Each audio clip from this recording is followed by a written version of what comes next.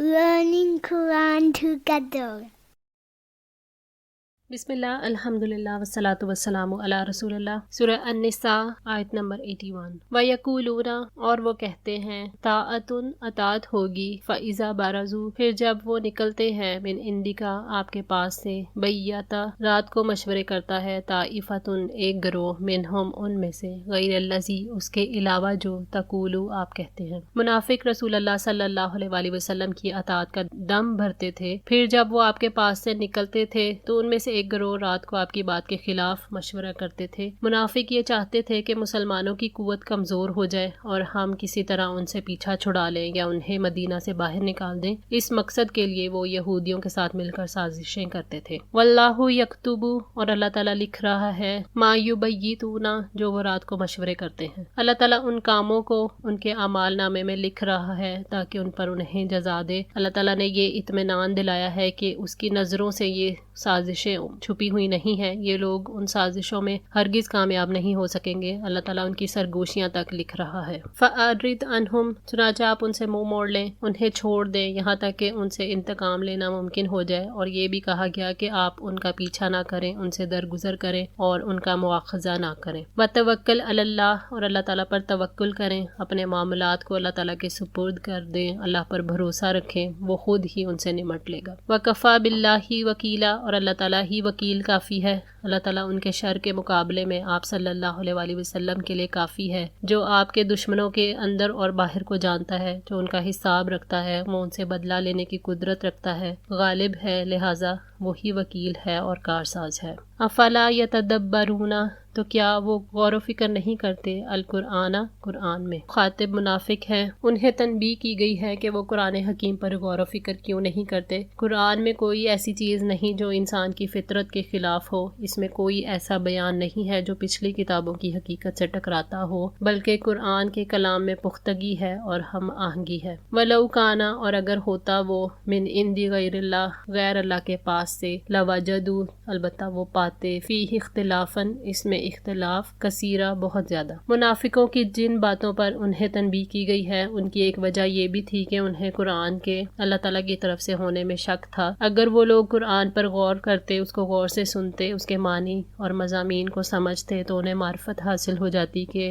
नबी सल्लल्लाहु अलैहि वसल्लम बरहक हैं और जो दीन वो लेकर आए हैं वो भी हक है। अल्लाह ताला ने सूरह साद की आयत 29 में फरमाया, किताबुम अंज़लनाहु इलैका मुबारकुन लियदब्बरू आयातिही वलियतज़क्करा उलिल अलबाब। ये एक बाबरकत किताब है जिसको हमने आपकी तरफ नाजिल किया है ताकि लोग उसकी आयात पर गौर व फिक्र करें और ताकि अकल वाले उससे नसीहत हासिल करें। अगर कुरान गैर अल्लाह का कलाम होता तो उसमें बहुत से इख्तलाफात होते, लेकिन ये उसको दिखाई देगा जो कुरान में तदब्बुर करेगा और संजीदगी से उसे समझने की कोशिश करेगा। ये इस बात का सबूत है कि ये अल्लाह ताला की तरफ से आया हुआ कलाम है। व इज़ा जाअहुम, और जब आता है उनके पास, अमरुन, कोई मामला, मिनल अमनी, अमन में से, अविल खौफी, या खौफ में से, अज़ाऊ बिही, वो फैला देते हैं उसे। जब उनके पास जिहाद की कामयाबियां या शिकस्त की कोई खबर पहुंचती है तो वो उसे फैला देते हैं। जब फतह का मामला होता यानी अमन होता तो वो हसद करते, और जब शिकस्त होती तो वो लोगों को खौफजदा करते थे। ये उनका माशरे में किरदार था।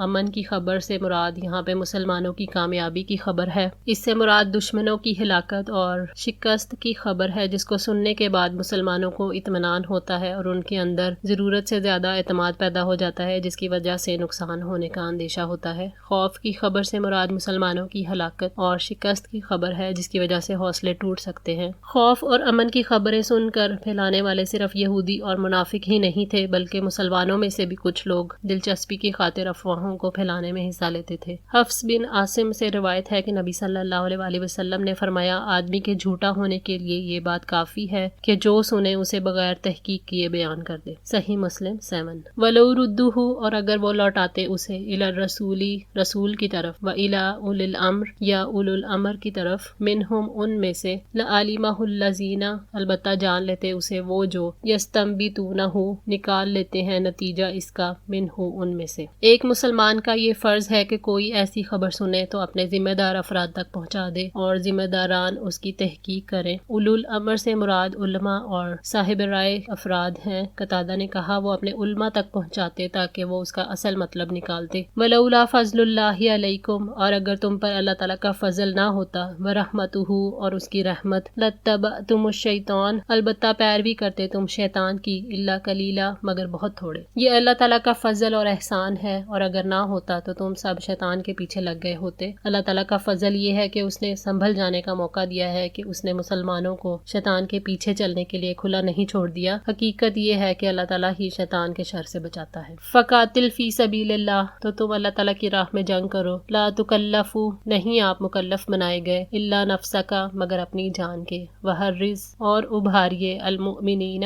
مومنوں کو۔ لوگوں کو جہاد پر ابھارنے اور جوش دلانے کے لیے نبی صلی اللہ علیہ وسلم کو حکم دیا گیا ہے کہ لوگ جہاد کریں یا نہ کریں، آپ اکیلے ہوں تو آپ اپنے آپ کے ذمہ دار ہیں، ہاں دوسروں کو بھی آپ ابھاریں گے۔ یہ اسلام کا بنیادی اصول ہے کہ ہر شخص اپنی ہی ذات کا ذمہ دار ہے۔ دوسروں کو جنگ پر ابھارنے کی ذمہ داری بھی دراصل ان ذمہ داریوں میں سے ہے جو کہ اجتماعی ذمہ داری ہونے کے باوجود ایک لحاظ سے ہر ایک کی ذاتی ذمہ داری ہے۔ بغوی نے لکھا ہے کہ غزوہ احد کے بعد نبی صلی اللہ علیہ وسلم نے ابو سفیان سے وعدہ کر لیا تھا کہ ماہ ذو القعدہ میں بدر صغریٰ پر دونوں فریقوں کا پھر مقابلہ ہوگا۔ جب وقت قریب آیا تو نبی صلی اللہ علیہ وسلم نے مسلمانوں کو جہاد کی دعوت دی، مگر بعض لوگوں نے اس دعوت کو قبول نہیں کیا۔ اس پر اللہ تعالیٰ نے یہ آیت نازل فرمائی، لا تکلفوا الا نفسک، تمہیں تمہاری ذات کے سوا کسی کی تکلیف نہیں دی جاتی۔ نبی صلی اللہ علیہ وسلم کو تسلی دی گئی کہ لوگوں کا بیٹھ رہنا اور ان کی مخالفت آپ کو نقصان نہیں دے گی، آپ جہاد کریں چاہے اکیلے جائیں، لشکر نہیں، اللہ تعالیٰ آپ کی مدد فرمائے گا۔ اللہ تعالیٰ نے سورہ الانعام کی آیت 65 میں فرمایا، آپ کہہ دیں وہ اس پر بھی قادر ہے کہ تم پر تمہارے اوپر سے یا تمہارے پاؤں کے نیچے سے کوئی عذاب بھیج دے، یا تمہیں گروہوں میں ملا دے اور تم میں سے بعض کو بعض کی لڑائی کا مزہ چکھا دے۔ آپ دیکھیں ہم آیات کو پھیر پھیر کر بیان کرتے ہیں تاکہ وہ سمجھے۔ ابو مالک اشعری رضی اللہ تعالیٰ عنہ کہتے ہیں، میں نے نبی صلی اللہ علیہ وسلم کو فرماتے ہوئے سنا کہ جو شخص اللہ کی راہ میں یعنی جہاد جیسے مقاصد میں گھر سے نکلا اور زخمی ہو جانے کی وجہ سے مر گیا، یا اس کو جان سے مار دیا گیا، یا اس کے گھوڑے یا اونٹ نے اسے کچل دیا، یا کسی زہریلے سانپ نے اسے ڈس لیا، یا کسی بیماری کی وجہ سے اچانک ایسے ہی اللہ کی مرضی سے اپنے بستر پر مر گیا،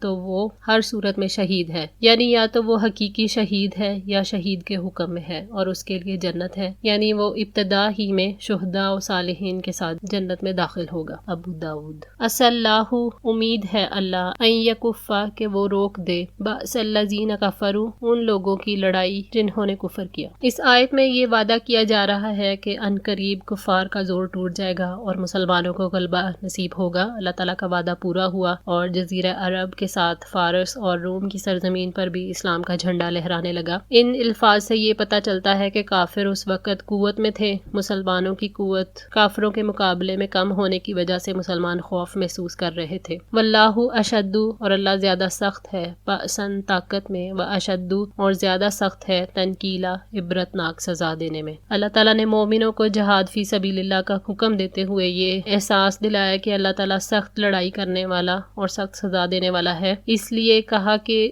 مسلمان جنگ کے لیے تیار ہو جائیں اور جنگ سے نفرت محسوس نہ کریں، اور مومن میدان جنگ میں جم کر لڑیں اور کافروں کو سزا دیتے ہوئے دل میں کوئی وہ رحم نہ پائیں۔ من یشفع، جو شخص سفارش کرے گا، شفاعتن حسنتن، اچھی سفارش، یکن لہ، ہوگا اس کے لیے، نصیب منہا، اس میں سے ایک حصہ۔ جو کوئی کسی دوسرے کی بھلائی کے کسی کام میں سفارش کرتا ہے اور اس کام میں اس کی مدد بھی کرتا ہے، مثلا مظلوموں کے بارے میں ظالم کے پاس سفارش کرتا ہے، اسے اس کی کوشش اور عمل کے مطابق اس سفارش میں سے حصہ ملے گا اور اصل کام کرنے والے کے ثواب میں کوئی کمی نہیں ہوگی۔ ابو موسیٰ رضی اللہ تعالیٰ عنہ سے روایت ہے کہ جب نبی صلی اللہ علیہ وسلم کی خدمت میں کوئی ضرورت مند حاضر ہوتا تو آپ اپنی مجلس میں موجود حاضرین کی طرف متوجہ ہو کر فرماتے، تم سفارش کرو، تمہیں ثواب دیا جائے گا، اور اللہ تعالیٰ اپنے نبی کی زبان پر وہی کلمہ جاری کروائے گا جو وہ چاہتا ہے۔ صحیح بخاری 1432۔ حضرت ابو ہریرہ رضی اللہ تعالیٰ عنہ سے بھی روایت ہے کہ نبی صلی اللہ علیہ وسلم نے فرمایا جس نے کسی کو ہدایت یعنی نیکی کی دعوت دی تو اس کے لیے اس پیروی کرنے والے کے برابر ثواب ہوگا اور ان کے ثواب میں کچھ بھی کمی نہ کی جائے گی، اور جس نے گمراہی کی طرف دعوت دی تو اس کے لیے اس کی پیروی کرنے والے کے برابر گناہ ہوگا اور اس کے گناہ میں کچھ بھی کمی نہ کی جائے گی۔ صحیح مسلم 6804۔ حضرت ابو امامہ رضی اللہ تعالیٰ عنہ بیان کرتے ہیں کہ نبی صلی اللہ علیہ وسلم نے فرمایا جو شخص اپنے بھائی کے لیے سفارش کرے پھر اسے اس سفارش کرنے کے سلسلے میں کوئی ہدیہ دیا جائے اور وہ اسے قبول کر لے تو وہ سود کے دروازوں میں سے ایک بڑے دروازے پر پہنچ گیا۔ ابو داؤد 3541۔ وَمَن یشفع، اور جو کوئی سفارش کرے گا، شفاعۃ سیئۃ،